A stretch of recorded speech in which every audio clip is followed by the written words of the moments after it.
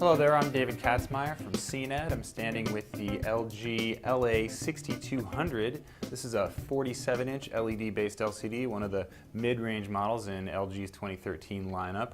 There's also a 42, a 50, a 55, and a 60-inch member of the series. This is a pretty extensive series for LG.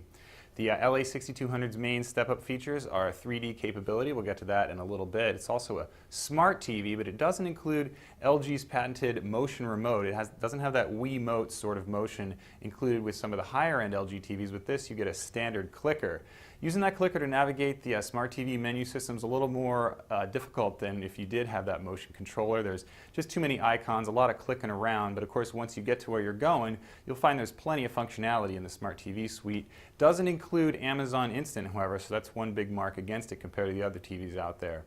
All told, however, the Smart TV Suite is pretty good. You do get an On Now feature, as if you do buy that extra remote, however. That allows the TV to interface with your cable box and search local listings. You don't get that functionality if you don't buy the $80 remote, so you might actually consider investing in that step-up remote for the ease of use, as well as the ability to operate these extra features.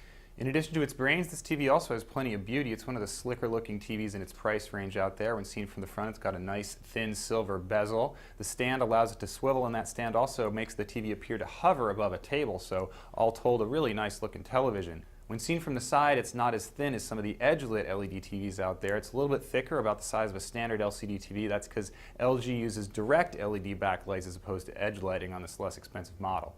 So it's got the good looks and it's got the brains, but the 6200 doesn't perform quite as well as a lot of the other TVs in its price range.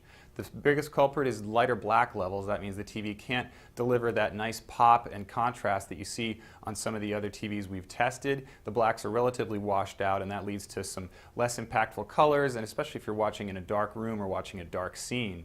Another issue is crosstalk with 3D sources. That's a ghosting that we really don't see on too many other passive 3D TVs, so it's pretty unexpected and results in some of the worst picture quality I've seen on any 3D compatible television.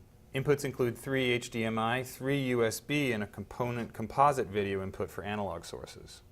Also, unlike some 120Hz TVs, this LG doesn't have quite the motion resolution, so the image can look a little bit blurrier if you're sensitive to that sort of thing. On the flip side, it does have very accurate color, and the uniformity, again thanks to that direct LED backlight, is pretty good, so you don't get the hot spots associated with some of the other LED TVs out there. All told, however, the LA6200 is a relatively disappointing performer for its price range, so it's really not the greatest value. That's a quick look at LG's LA6200 series. I'm David Katzmeyer from CNET.